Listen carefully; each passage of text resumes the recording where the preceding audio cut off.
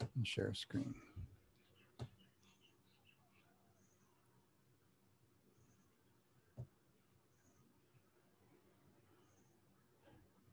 Okay, so do you have my slide there?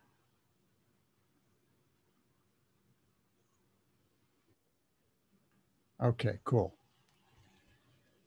Om Magyana Timirandhasya Gyananjana Shalakaya Chakshurun Militang Jaina Tasmai Shri Gurave Namaha.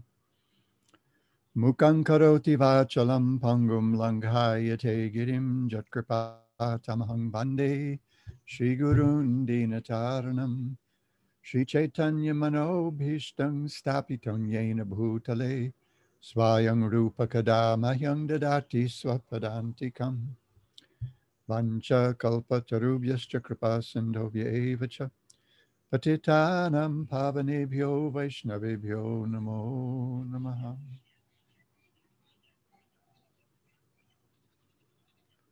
Uh-oh.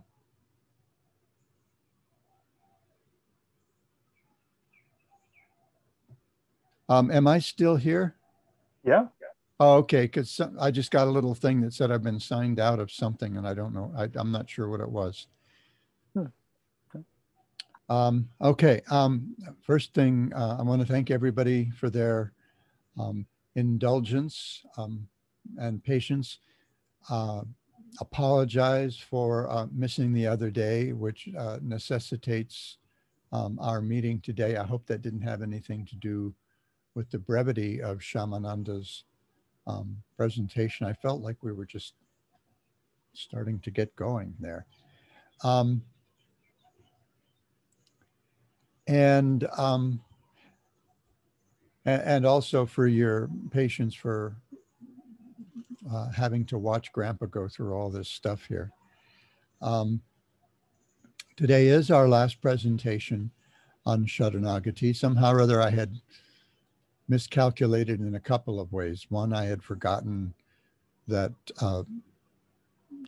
next Tuesday is Nrsimha Chaturdashi, so I had forgotten that I wouldn't have that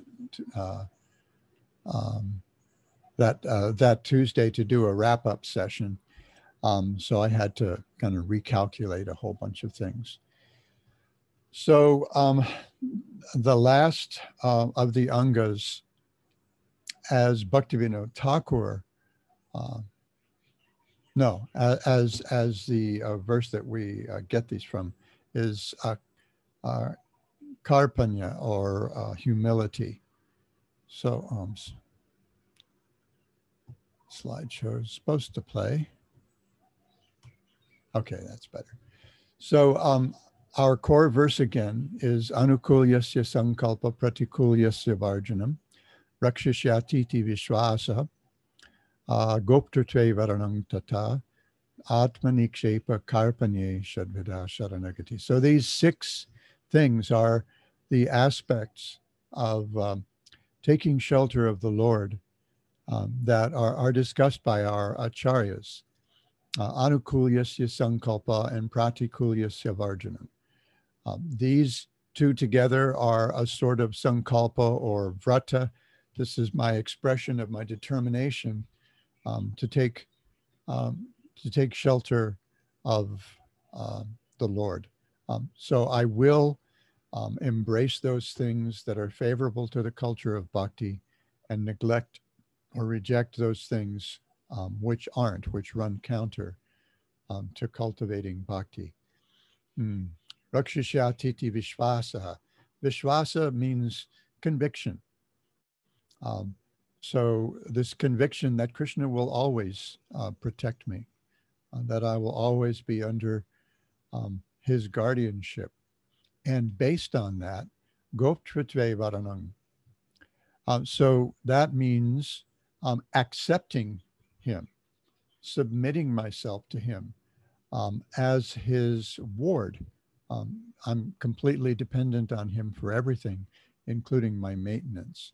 And then last time we discussed atmanikshepa, or atmanivedana, or atma samarpana, which means Uh, Here it's translated as full self-surrender, but what it means is completely rejecting all conventional senses of, um, of myself.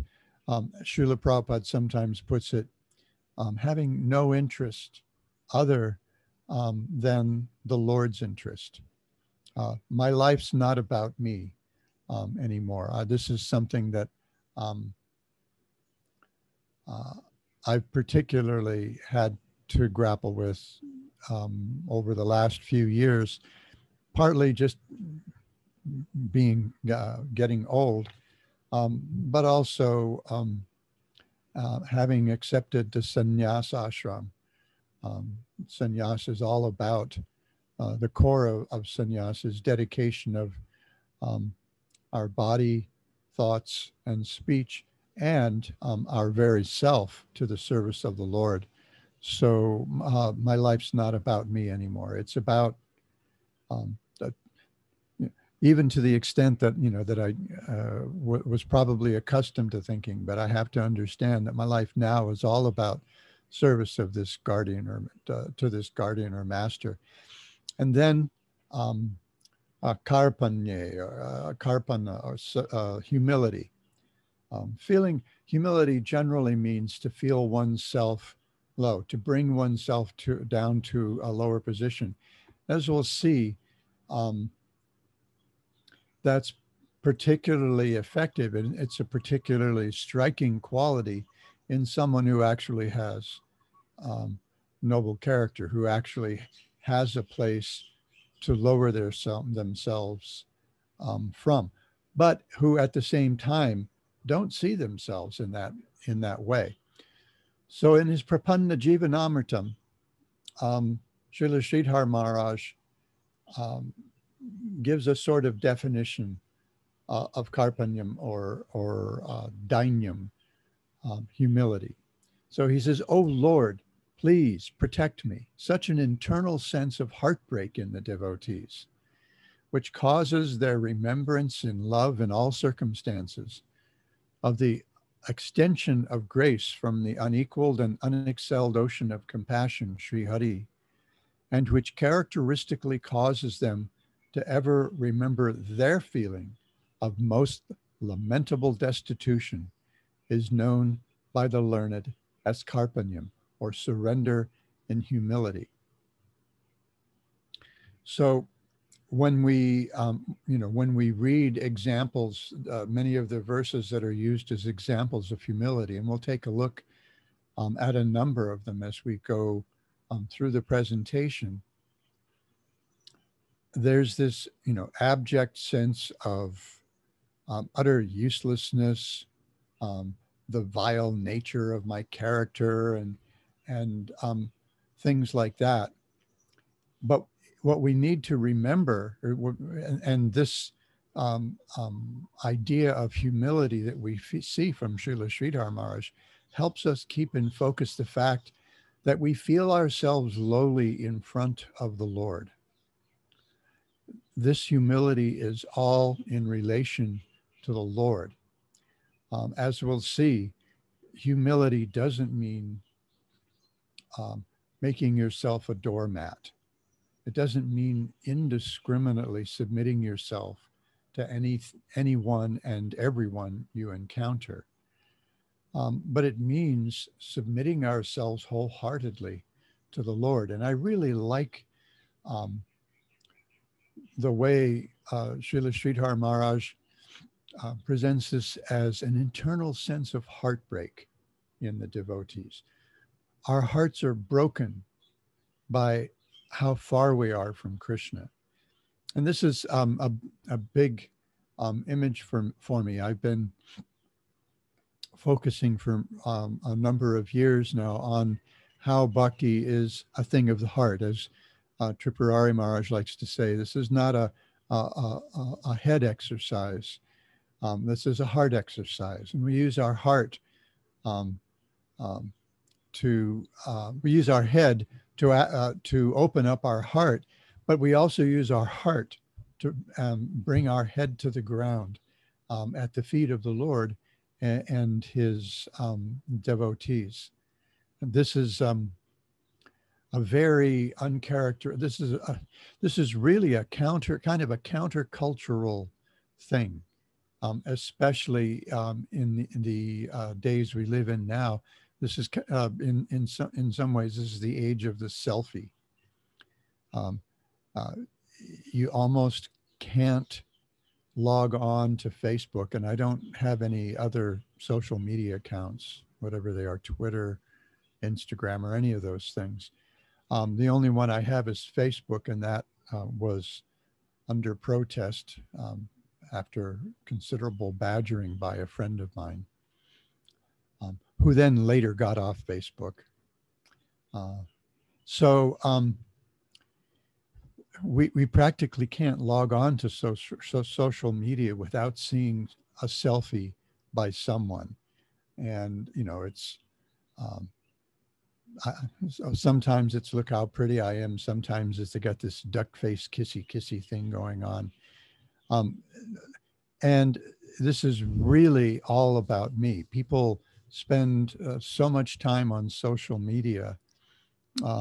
And along with the selfie, there's this strong tendency for self-promotion that we see among even ordinary people, not necessarily, you know, people with some talent, but, and this is something that's, and it's probably just one of my neuroses, but this whole, you know, the tendency for self-promotion just completely mystifies me, because I simply can't do it. I've had a couple of projects that have required me to put myself out in front of people, and I haven't been able to bring myself to do it. And I need to get over that somehow. Real humility would make it possible for me to do that, because I would understand this is me putting my head at the feet of the Vaishnavas in service. And so, I've been thinking a lot about the heart, and how the heart's not just a muscle. It's not just a pump, but it's actually, even physically, even, in the body, not figuratively, but literally, it's actually the generator of the strongest electromagnetic field in our heart, in our body. Many, many times stronger than the electromagnetic field generated by the brain. So I've been approaching the heart also as an organ of cognition, a way of actually perceiving the world. So, trying to learn to perceive the world through my heart. So I really like this image that Srila Sridhar Maharaj has here, this internal sense of heartbreak in the devotees, which causes their remembrance in love in all circumstances of the extension of the Lord's unequaled and unexcelled ocean of compassion.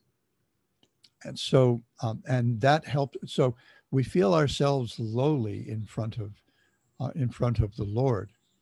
Just as we looked at that one verse of Uddhava recently from the third canto of the Bhagavatam, Aho Baki, where he's remembering just how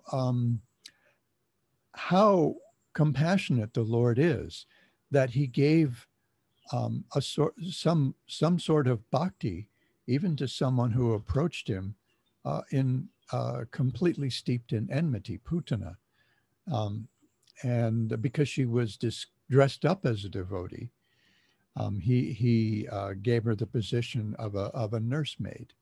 So who, he says, could we possibly contemplate taking shelter of that would be better than this person? And I also think about sometimes, we hear a class or a kirtan that really, really moves us. And I think of those as breaking my heart, but breaking my heart open to receive grace. I remember hearing one of my friend Badahari Prabhu's kirtans a few years ago, and I just kept listening to it over and over again. And I realized I was addicted to the kirtan because it completely broke my heart open. And that, that's what we want.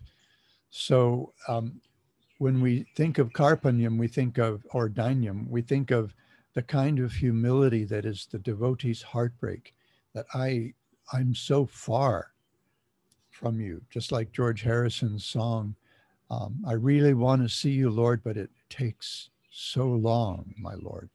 So I am so, because I'm so far from you. This is Srila Sridhar Maharaj's perspective on humility. Now, one of the best, clearest examples of humility is Sri Chaitanya Mahaprabhu himself.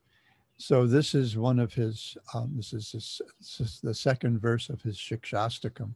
And I also included the verse before, the previous verse, to introduce it. Tilavishara Danya Pada Panashloka, Jahar Artashuni Saba Jaya Duka Soka. Lamentation and humility awoke within Sri Chaitanya Mahaprabhu, and he began reciting another of his own verses. By hearing the meaning of that verse, one can forget all unhappiness and lamentation. So this is in, of course, the last chapter, chapter 20 of Antya-lila of Sri Chaitanya Charitamrita. And so Krishnadas Kaviraj introduces this verse as an expression of Mahaprabhu's lamentation and humility. And what is the nature of that lamentation? What's the context for that humility? Nam namakari bahuta nijasarva shaktista trarpita niyamita smarane nakalaha. Etadrishi tava kripa bhagavan mamapi durdaivam idushamahaj ihajani nanuragaha.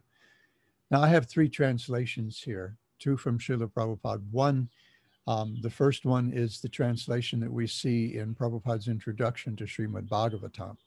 So for many of us, this has like become part of our DNA because we've been seeing, hearing, reciting this translation of the Shikshastakam for myself going on 52 years now, 51, 52 years. O my Lord, your holy name alone can render all benediction to living beings, and thus you have hundreds and millions of names like Krishna and Govinda. In these transcendental names, you have invested all your transcendental energies. There are not even hard and fast rules for chanting these names. O my Lord, out of kindness, you enable us to easily approach you by chanting your holy names, but I am so unfortunate that I have no attraction for them. So this is the nature of Mahaprabhu's lamentation. I'm so unfortunate that as magnanimous as the chanting of the holy name is, I don't have access to it because I just don't have, I'm not attached. I don't have the requisite faith in chanting the holy names that allows me to really immerse myself in this wonderful practice. And then the second is from Sri Chaitanya Charitamrita, the translation from chapter 20. My Lord, O Supreme Personality of Godhead, in your holy name there is all good fortune for the living entity. Therefore you have many names like such as Krishna and Govinda, by which you expand yourself. You have invested all your potencies in these names, and there are no hard and fast rules for remembering them.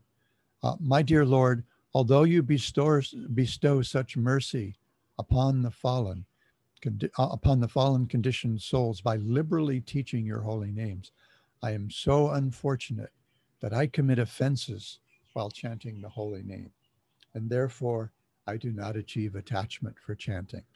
So Srila Prabhupada includes a little more in here that explains, what do you mean you don't have, you've been chanting and chanting, what do you mean you don't have any attachment?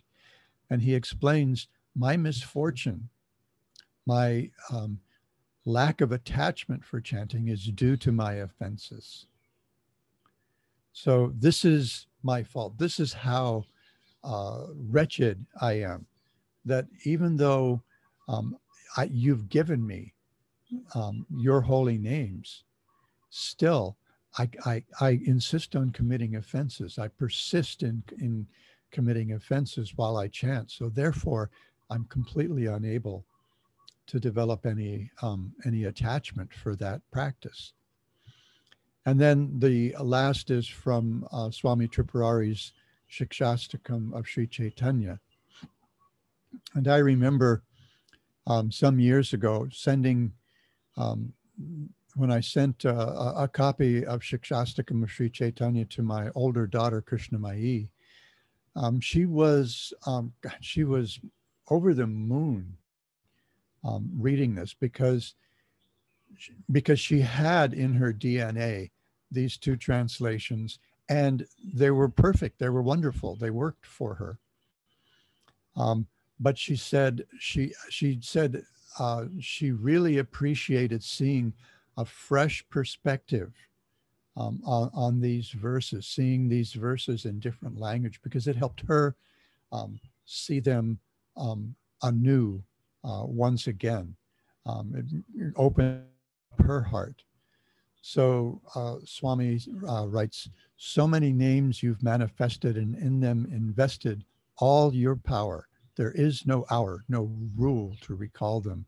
O Bhagavan, your mercy is so great, but just see my fate, my misfortune. For your name, I have no attraction. A little spoken word poetry here is so wonderful. So here we see the context for Sri Chaitanya Mahaprabhu's lamentation, and the nature of his feeling wretched. That here's the most magnanimous spiritual practice there is. It can give us Krishna prema. We see in the first verse 7 ways that the jiva benefits by chanting the holy name. And then he laments, and this is Srila Krishnadas Kaviraj's Goswami's genius in arranging these Shikshastakam verses. Immediately after celebrating the glories of chanting the holy name, Mahaprabhu says, but I'm so unfortunate that I can't take advantage of that. I keep distancing myself from that by the offenses I commit in my chanting. So this is the context for the feelings of wretchedness that the devotees, the exemplary devotees who we'll see in the next few verses, are feeling. This isn't low humility doesn't mean low self-esteem. We understand that we're consciousness. We understand that we're eternally related with Krishna. So therefore, we're actually quite, as we see in the beginning of the Bhagavad Gita, amazing in so many ways. But our wretchedness is that somehow or other we're not able to take advantage of something even as magnanimous as the chanting of the holy names. So this is from Srila Rupa Goswami's Padyavali. I don't know that whether I have a digital copy, so I wasn't able to look and see if we could get a more precise attribution. I think this is the 66th verse in the Padyavali, which is a collection of prayers from different places. So this is Parama Karuniko na bhavat paraha, Parama socha tamo nachamat paraha. Oh Lord, there's no one more merciful than you, who's given us the chanting of so many holy names, and there's no one more deplorable than I am, because I'm completely incapable of taking advantage of that. So we can kind of keep in context, keep in mind that this self-perception of our lamentable nature, of our wretchedness, is in context with our inability to really render service to the Lord. This is Prahlad Maharaj praying to Lord Nrsingadev. This is such a wonderful prayer. He says, my dear Lord of the Vaikuntha planets, where there is no anxiety, my mind is extremely sinful and lusty, being sometimes so-called happy and sometimes so-called distressed. This is our situation in the material world. Even when things are going well for us, that's a temporary situation. Sometimes we point out, following Tripurari Maharaj, we point out that Krishna describes our whole material situation in the Bhagavad Gita in 2 words, Dhukalayam Ashashvatam. Dhuka, we generally think of it as suffering or misery, but it can also just mean inconvenience. It means things aren't going quite the way we would like them to. And even when they are going well, it's not going to last, ashashvatam. So how do you like it now? The better things are, the more distressed we become when the winds change, and we find ourselves in distress. So our lamentation there is even deeper. My mind, he says, is full of lamentation and fear, and it always seeks more and more money. This is Prahlad acknowledging his birth into a demoniac family.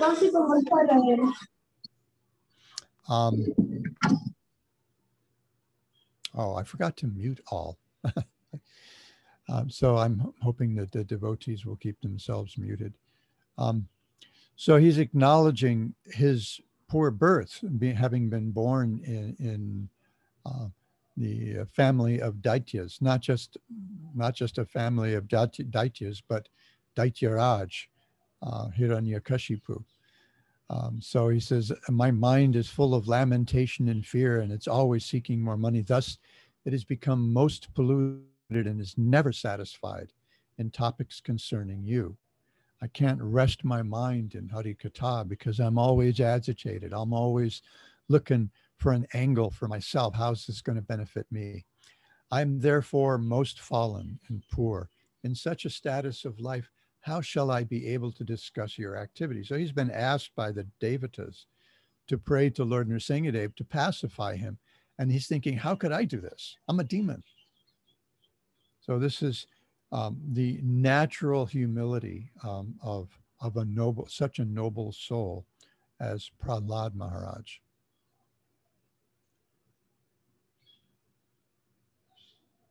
This is Ajamila. Ajamila also finds his situation lamentable. As we know, he was born in a nice Brahmin family, and his consciousness became polluted by exposure to some lewd behavior in public, and he found himself drawn to ultimately to a life of terrible sinfulness. So he's lamenting, I am a shameless cheater who has killed his Brahminical culture.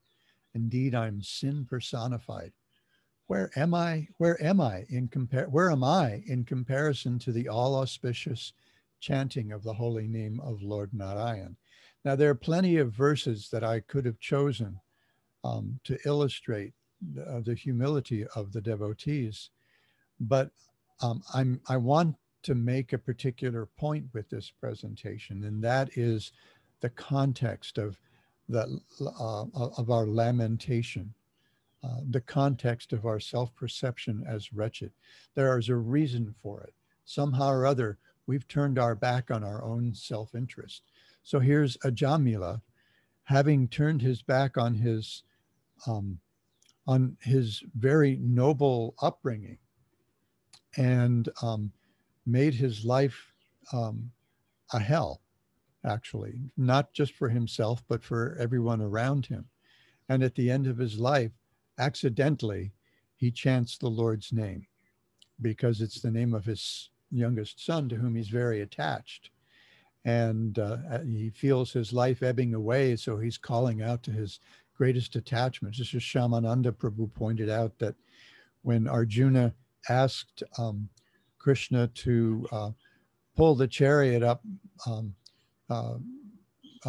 in front of the opposing army so that he could see what his business was, Krishna pulled that chariot, Arjuna's chariot, up right in front of those to whom he was most attached, his teacher Dronacharya and his great uncle Bhishma, who was he was a grandfather to the whole family. This is Ajamila's lamentable situation. I had a nice birth. I had a good opportunity to make all kinds of progress, auspicious progress, and I've completely ruined it. And here I am, as Srila Prabhupada often called it, the fag end of my life. And I can't see my son, my darling son. So he's calling for his son, who he has named Narayan. So then when the Yamadutas come to collect him because of all the sinful activities he's engaged in over his life, the Vishnudutas stop them and say, no, wait, this fellow is chanting the name of the Supreme Personality of Godhead. He's not fit to be punished in the court of Yamaraj. Everything's taken care of just by his chanting of the holy name. So Srila Prabhupada explains in his purport, he says, those engaged in broadcasting the holy name of Narayana, Krishna, through the Krishna consciousness movement should always consider what our position was before we came and what it is now. So he's calling us to keep in mind where we came from, what our situation was before we found ourselves in the association of devotees, especially his disciples. We thought we were pretty cool, but in many ways, each of us was just a mess. And when we were confronted with the relief we felt when we were in the company of devotees, hearing Harikatha, hearing and chanting the holy names, then that's that we can appreciate that if we can reflect on that. It said we had fallen into abominable lives as meat eaters, drunkards, and woman hunters who performed all kinds of sinful activities. But now we have been given the opportunity to chant the Hare Krishna mantra. I very much appreciate here how Srila Prabhupada says we. This is, I think, an important rhetorical tool for devotees to use when we discuss our situation with others, rather than you have fallen into abominable lives as meat eaters, drunkards, and woman hunters. Srila Prabhupada says we. So I think it's really good if a speaker or writer can actually identify with his or her audience. Therefore, we should always appreciate this opportunity. By the grace of the Lord, we're opening many branches, and we should use this good fortune to chant the holy name of the Lord and serve the Supreme Personality of Godhead directly. We must be conscious of the difference between our present and past conditions and always be very careful not to fall from the most exalted life. So this is Srila Prabhupada using this opportunity to exhort his disciples to be careful, not to fall into offensive chanting and find ourselves in the lamentable position of being unable to take advantage of the opportunity which has found us. It's not so much that we've found this opportunity, but the holy name has found us. Okay, for some reason it's not working. This is Sudama Vipra, Sudama Brahmana, Krishna's Gurukula friend, Sudama, again in front of Krishna. And he says, Kvaham daridra papiyan, kwa Krishna Sri Niketana, Brahmabandhuriti smaham bahubhyam parirambhitaha. Who am I? A sinful, poor friend of a Brahmana. And who is Krishna, the Supreme Personality of Godhead, full in six opulence? He's Sri Niketana. He's the resting place, the residence of all opulences, and therefore the reservoir of all. Nonetheless, he has embraced me with his two arms.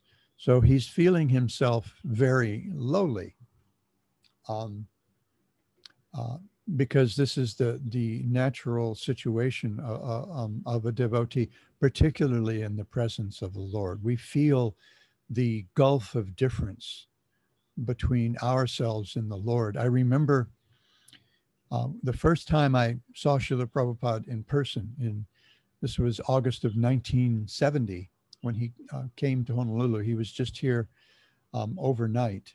He spoke at the temple in front of quite a large crowd, actually. Somehow or other, we drew 250 or 300 people to our little temple near the University of Hawaii. And people were in the halls, on the stairs, filling up the basement, out in the front yard, out on the front porch, leaning their heads in the windows, listening to Srila Prabhupada. But when he arrived at the airport,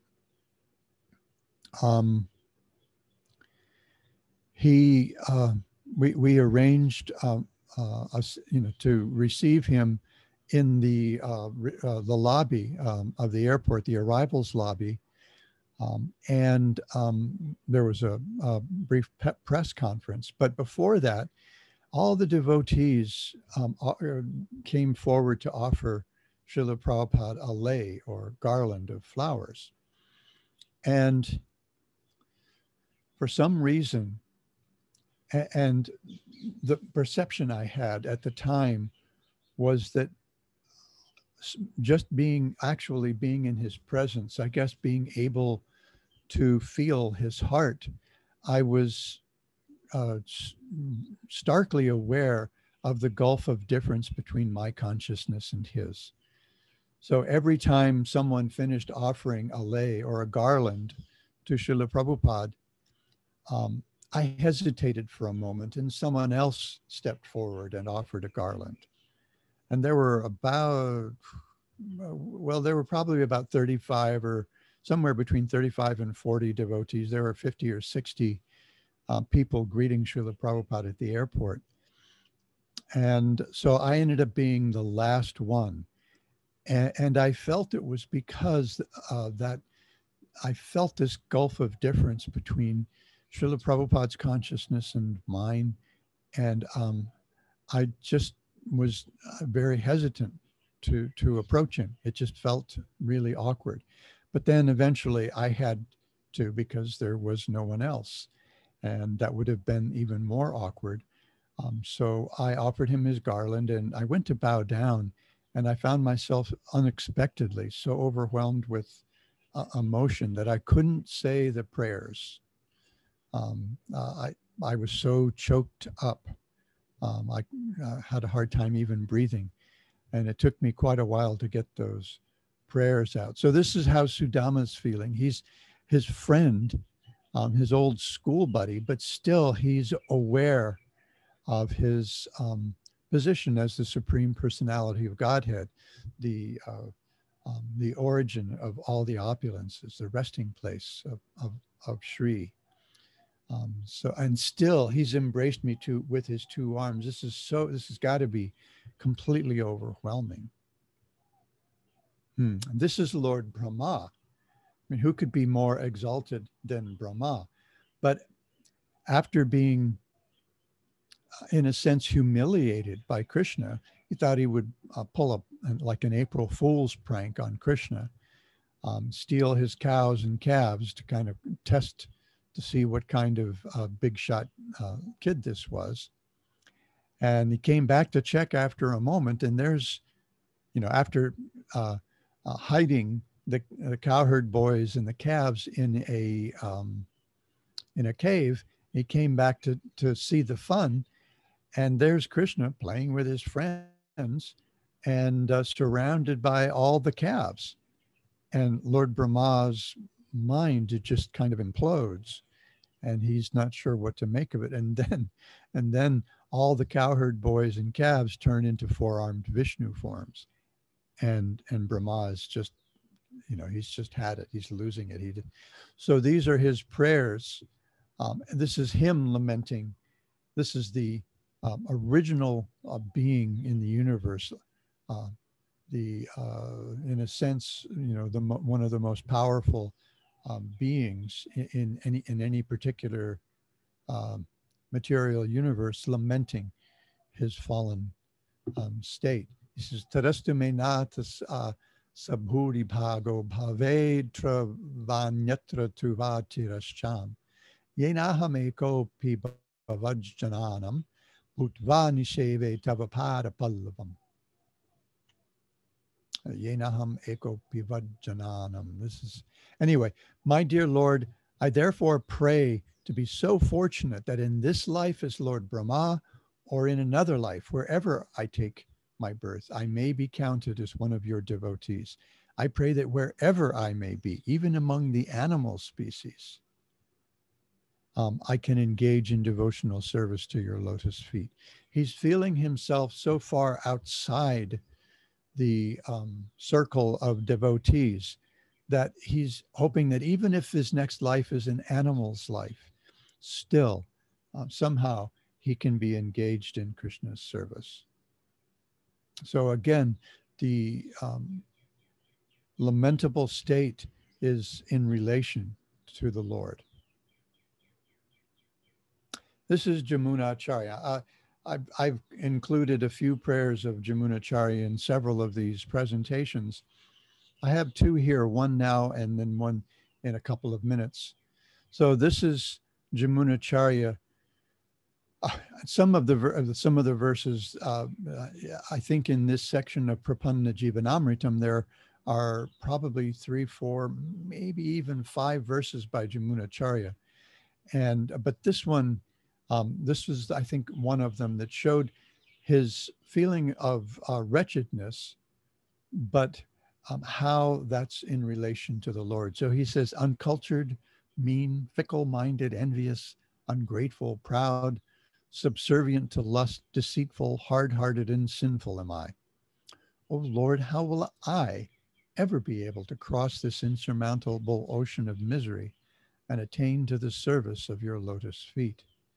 So again, he's seeing his lamentable situation as being his distance from any situation where he might be able to serve the Lord's lotus feet because of his poor character. We'll see that same wretchedness, but with a spark of hope in a couple more verses.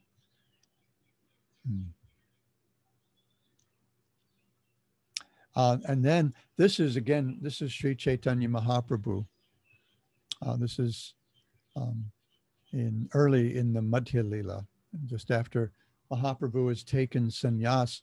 He is sharing his feeling of humility, his feeling of wretchedness in the company of the other devotees. He says, Srila Prabhupada cites this verse a number of times in his lectures. He says, "Na prema gandhosti darapi me harao, krandami saubhagya bharam prakashitam, vangshi vilasananya lokanam vina, bibharmi yat prana patanga kam brita."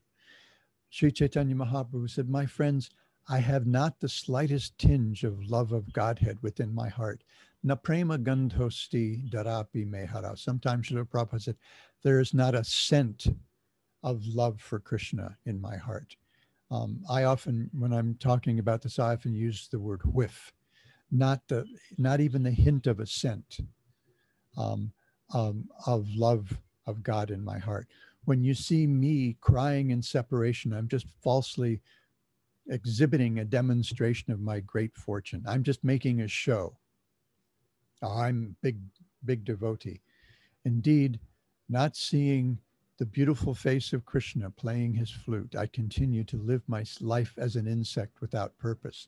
Well, so what he's saying is, if I had even that whiff of love of Godhead, you know, whiff, Kali Yuga Pavana, tinge, a little suggestion of a scent. If I had even that, I wouldn't be able to maintain this body away from Krishna, because there would be no purpose to my life. So again, the humility is in relationship to Krishna. And so here Lord Chaitanya is saying, the show you see of separation, that is a kind of performative thing. This is me acting like I'm a big devotee. And so we come to Thomas Merton, who tells us humility is a virtue. It's not a neurosis. So it's not low self-esteem. It's not, and it's not some performative thing, as he says in his in this quotation from this fellow, John Dixon. This is a book called Humilitas, A Lost Key to Life, Love, and Leadership. And it's published by Zondervan. So I think it's a somewhat Christian perspective, but it's actually, he presents some pretty wonderful and broad perspectives on humility, including this one. He says, it's not an ornament to be worn. It's an ideal that will transform. It's this sense of the actual lamentable state, the actual lamentable nature of our state, that actually breaks open our heart, as we see at the beginning in Srila Sridhar Maharaj's definition of humility. And it's not something performative. Oh, Prabhu, I am the most fallen. And there's a story we've been hearing forever that one devotee approached Srila Prabhupada and said, Prabhupada, I am the most fallen. And Prabhupada said, you're not the most anything. So it's not this kind of performative thing either, that so many devotees, we find ourselves sometimes tempted to an act, but we find ourselves subjected to so frequently. People acting humble. We know how we're supposed to sound when we're humble. It's a real virtue. It's not a neurosis, and it's not an act. And then again, we have Merton presenting humility in relation to the Lord, and our inability, our lamentability, our wretchedness as being our inability to appreciate that. He says, I cannot be humble unless I first know that I am good, and know that what is good in me is not my own. I saw this yesterday in an older post of Padmanabha Maharaj's that he shared as a memory on Facebook, one of his Spanish posts. And I had to search around a little bit for this. He actually gave a hint. It's from No Man is an Island. So I ended up having to buy a Kindle version of No Man is an Island, which is one of the Merton books I don't have. And so that I could find this quote as Merton wrote it. I cannot be humble unless I first know that I'm good, and know that what is good in me is not my own. So this humility comes from an acknowledgement of the potential in us that to love God, but to know that that is a gift, that potential to love God is actually a gift, that bhakti is, in our words, is a gift. And then he says, and to know how, and knowing how easy it is for me to substitute an evil of my own choice for the good that is God's gift to me. So this is just such a, struck me as such a, so close to the kind of bhakti that we learn. This is one of the reasons that so many of us are so drawn to Thomas Merton's writing. There are a few Christian, especially contemporary Christian writers, but also some old ones like um, Saint John of the Cross, Spanish saint, Saint Teresa of Avila, another Spanish saint, both great mystics, and more recently Saint Therese of Lisieux, who've written so many wonderful things, showing us how something very close to the bhakti that we recognize is present in Christianity. We see this in some many Sufi writers as well. So this is a gift. This is Merton acknowledging. So this is showing that this is the noble understanding the lamentability of our situation because of our distance from service to God. And then again, Sri Jamunachary, Srila Sridhar Maharaj characterizes this as the realization of feeling ourselves to be situated on the outer limit of the unlimitedly merciful Lord's mercy. So somehow or other, we're like at the edge of the universe of the Lord's mercy. This is the distance of ourselves from the Lord. And he says, oh Lord, I was drowning in the fathomless, endless ocean of material existence. And now, after a measurable time, I've reached the shore, your divine self. And you have also finally obtained the most fit recipient for your mercy. You're the kind to the most fallen. Now you've found me. And somehow I've found you. So here there's that spark of hope. He's feeling himself very wretched, but now my prospect has actually presented itself to me. I can see that I may someday be able to attain you from out here on the outer limits of your mercy.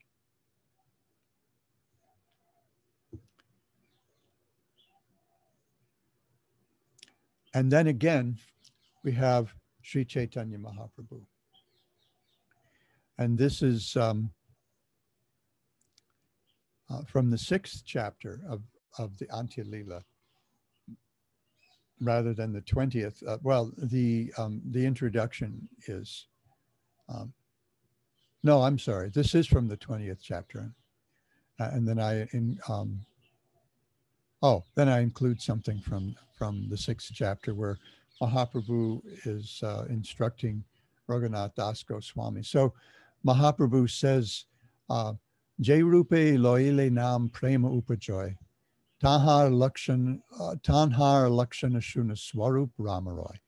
So he's telling Swarup Damodar and Ramananda Roy, please hear for me the symptoms of how one should chant the Hare Krishna Maha Mantra to awaken very easily our dormant love for Krishna.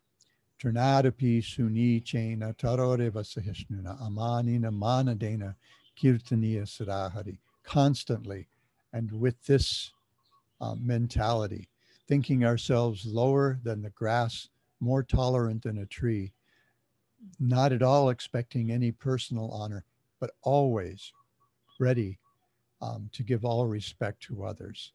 This is, in this state of mind, we can easily always chant the holy name of the Lord. And then he says, these are the symptoms. He says, Uttamahoy anapake, mane turnadham. Dui prakare sahishnu takore vrikshasam. He says, although these are the symptoms we see in those who are really chanting the holy name, or those who are being chanted by the holy name, those whose tongues are being played by the holy name. Although they're very exalted, they think themselves adhama. They think themselves as very low, like the grass on the ground. And then like a tree, they tolerate everything. And we see so many wonderful descriptions of the trees in the Shastras. So this is our real prospect. And this is the mentality with which we can attain with which we can attain the fruits of chanting the Hare Krishna mantra, how we can actually avoid offensive chanting so that our situation may become less lamentable. So I think what I have next is, then I wanted to bring this back to the Swarupa Lakshana, if you like, of Sharanagati. I wanted to remind us, Srila Sridhar Maharaj explains how Goptritve Varanam, this accepting the Lord as our guardian in all circumstances, putting ourselves under the care of the Lord's guardianship, in which we have complete confidence, of course. How this is the core characteristic of Sharanagati, of this path of taking shelter of the Lord. So he says, "Oh Krishna, please protect me. My dear Lord, kindly accept me as your own." Such a prayer, as well as the prayer to obtain Sri Krishna as one's Lord and Master, is the supreme solace to the hearts of the pure devotees, and is known by them as Goptritve Varanam, embracing the Lord's guardianship, because it expresses one and the same ideal as unconditional surrender. Goptritve Varanam is accepted as the chief of the 6 limbs of surrender. And then instead, because this was where I wanted to go with this, what I wanted to do with this Anga of Sharanagati, to show how the sense of wretchedness is always in relation to the Lord. And there is in the background this hope that we may be able to take advantage of what actually gives us access to the Lord's service. Instead of sharing one of Bhaktivinoda Thakur's wonderful songs of humility from his Sharanagati songbook, I wanted to share the very last song that's somehow included in that. Sometimes I tend to think of it as a sort of epilogue to the Sharanagati, but it's a Nama Mahatmya. The very last, he has some songs of longing for the Lord after the songs of Sharanagati, which shows our prospect. And then he has the entire thing laid out in this wonderful song in 8 verses. If I were a little bolder and it weren't so late, I would attempt to sing the Bengali. But this is what Bhaktivinoda Thakur says. How much power, Krishna Nam Dhari Kotabol, how much power does Krishna's name possess? This is Vishaya Vasanale Mora Chitte Sadajvale Ravi Tapta Marubhumi Sam. Karnarandra Patadiya Hridi Majhe Pravishya Varishaye Shuddhanupam. My heart constantly burns in the fire of mundane desire, like a desert scorched by the blazing sun. The name enters the core of my heart through the gateway of my ears on being transmitted to me by Sri Guru, and showers incomparable nectar. These translations are from Srila Sridhar Maharaj's illuminations on this, on Sharanagati, which has a really wonderful name, something like the gentle moonlight on Sharanagati or something like that. It's really, really wonderful. And because of time, I was pretty sure I would not be able to include the comments that he makes along the way, but I do want to share the translation from this. And then he says, Hridaya hoite bale jivara grete chale shabda rupe nache anukshan kantamora bhange swara ange kape tara stira hoite napare charan. Forcefully, the name moves from my heart to the tip of my tongue and continually dances there in the form of sound. My voice falters in my throat, my body trembles violently, and my legs become unable to remain steady. Chakshe dara dehi gharma pulakita sabacharma bivarna hoila kalibar murchita hoila mana pralayera agamana pralaya. This is here he's describing the ashtasattvika bhavas, these involuntary symptoms of ecstasy that take over the body of one in bhava. Murchita hoila mana pralayera aga mana bhave sarvadeha jaraja. Tears stream from my eyes, perspiration soaks my body, my hair stands on end, my complexion turns pale, my mind becomes dazed, and a death-like state overtakes me, and my entire body becomes stunned with emotion. Kori eta upadrava chitte varshe shuddha drava, moradare premera sagare, kitchu na bhujite dilo, morita vatula koilo, morachite vitta savahore.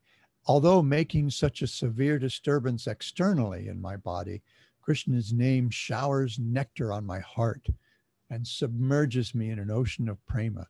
Krishna's name has prevented me from understanding anything, made me a madman, stolen my heart and my wealth. Loina shaya jarahena vyavaharatara, varnite na pari esokal, Krishna nama icha maya, jahe jahe sukhi hoya, say more sukher sambal.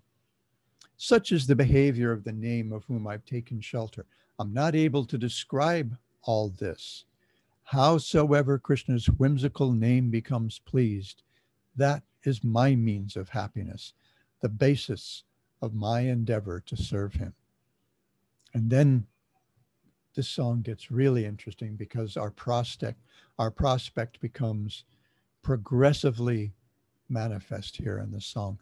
Premer kolika nam adbhuta raser dhama, hena balakoroye prakash, ishat vikashipuna dehai nijarupa guna, chittahori loy Krishna pas.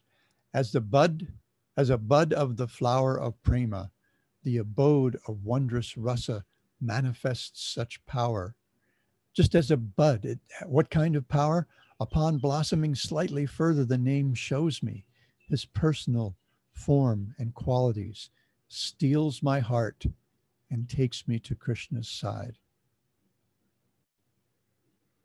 Sometimes this is read as shows me my form and qualities, steals my heart, and takes me to Krishna's side. And I think that's how it's given in Tripurari Maharaj's Bhagavad Gita. It's a feeling in philosophy. This is in the his commentary on the 10th verse of the 12th chapter. He quotes us these lines from this song. Ishat vikashipuna dekai nija rupaguna chittahori loy Krishna pas. He says, the name shows me my personal form and qualities, steals my heart, and takes me to Krishna's side. So these things are revealed to us by the holy name. Our ekadasha bhava, as it's sometimes given in some parivars.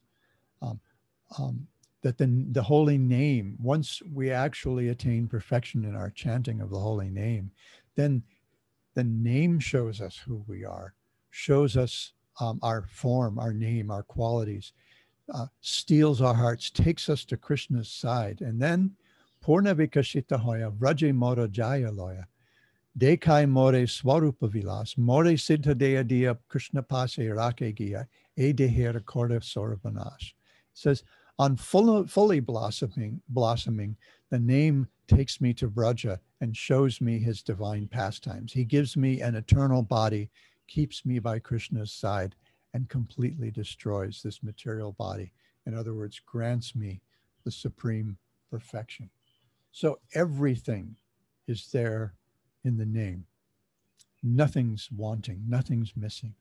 And then he says, Krishna nama chintamani akila rasera kani nitya mukta shuddha rasamoy namer balai jata sabaloi hoi hata tabi mora sukheruda. This is Bhaktivinoda Thakur's Bengali paraphrasing of the famous Nama Chintamani Krishna's Chaitanya Rasa Vigraha verse.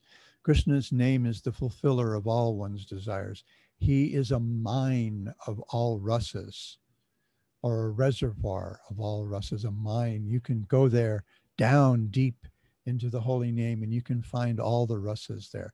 He is eternally liberated and an embodiment of spiritual rasa. If I die removing all offenses to the name from the hearts of the souls, I can be happy. So that is our presentation on Sharanagati. And when discussing humility, I wanted to keep it in the context of understanding our low situation with relation to the Lord and the chanting of the holy name, and that our prospect, our complete prospect, lies solely in the chanting of the holy name. So this humility is a virtue, as Merton says, not a neurosis. It's actually a celebration. That just like that Brahmana, the one devotee who was sent away, Lord Chaitanya sent away, and when he wanted to hear word from the Lord, does this Lord? Someone asked him, "What about so and so?" And he says, I don't want to see his face for 1,000,000 lifetimes. So they went back and told him, and he was dancing in ecstasy. Only 1,000,000 lifetimes. I will attain the Lord's lotus feet. I will get his darshan again in 1,000,000 lifetimes. And when they came back and the Lord asked him, so how did he respond? He said, oh, he was dancing in ecstasy, exclaiming, oh, only 1,000,000 lifetimes, then I get the Lord's darshan again. And the Lord said, bring him here right now. I got to see this guy. And of course, probably gave him one of those big embraces. So being painfully over time, I will stop here and see if there's any discussion that that we need to have right away. Otherwise, we can do it in Tattva Vivek. And I will try to remember to go there when I visit Facebook.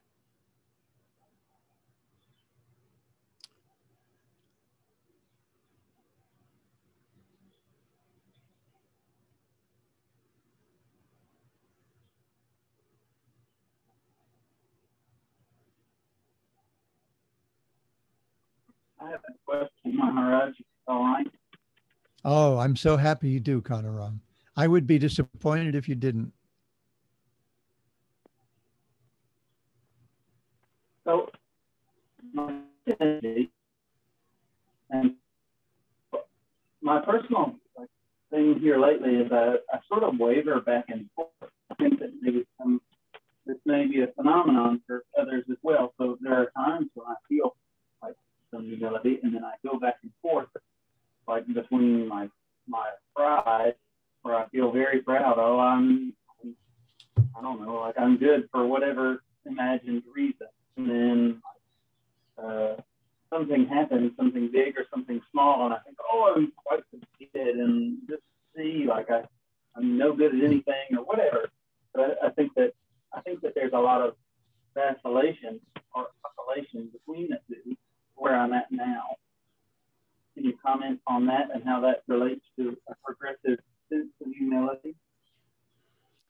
Yeah, we saw that in that one prayer that I chose from Prahlad's prayers to Lord Nrsingadev. I think I chose it because Srila Sridhar Maharaj had chosen. I think I probably got that one from Prapanna Jivanamritam. And that is our situation. We often tend to vacillate between, as he says, being happy and being unhappy, being proud and feeling beaten down by the world. Because sometimes things go well and sometimes things don't. And sometimes we may feel our distance from the Lord's service proper. And at other times we may feel some pride that, oh, somehow or other, I've got the association of all these wonderful devotees. So I'm very fortunate. I'm a very fortunate soul. And then other times we may realize what a lousy job we're doing of taking advantage of that wonderful association. So this is a, and this is typical Particularly, I think of the stage of anartha nivritti, that sometimes we feel up and sometimes down. So and sometimes we feel encouraged and sometimes we feel discouraged, right? So that's in Vishwanath Chakrabarti Thakur's terms, that's bhava, Ganatarala, right? Running hot and cold, running fast and slow. That's, we should take, I like to see these when we talk about the different stages of bhakti, and we talk about the different what do you call them? Symptoms of anartha nivritti. These should be encouraging things. We should see that, oh, okay, this is what I'm going. Oh, I think I'm going somewhere. Oh, that's good. So maybe that fact that I recognize that means that maybe I am entering somewhere into the realm of anartha nivritti, and I'm becoming aware of the false values that get in the way of my progress. And if I'm able to pay attention to them, then I can actually learn how, gradually learn in the association of devotees how to avoid them. One devotee asked us when I was down in Madhuvan some years ago, and we were talking about this, and one of the devotees said, "Oh, Maharaj, so how do we avoid these things?" And I looked at him and I said, I asked, "Can you ask that question again?" He says, "How do we avoid these things?" And I said, "We don't. We move through them." And that's why Vishwanath Chakrabarti Thakur has kindly taken the trouble to point out in detail how these things appear in our lives so that we can recognize where we are and respond accordingly, sve svedikariya nishta saguna parikirtitaha, and in that way ensure our progress. And we should feel encouraged by that, oh, cool. I'm at anartha nivritti. So, this is something to celebrate, that we're able to recognize our the vacillating nature of our situation in the world, and even sometimes our commitment to our practice. Does that help at all? Yes, very much. Yeah, that's exactly where I'm at. I think I got a Madhurya Kadambini not long ago, so I'll take that as my homework also. Oh, cool. Yeah, it's such a nice book. Such a nice book. Anything else quickly before I let everyone go? Some of you have been on for 2.5 hours, and that's really something. I'm impressed by that. Oh, is this Sham Saki who we're seeing? Our anonymous 828 number? Haribol Saki.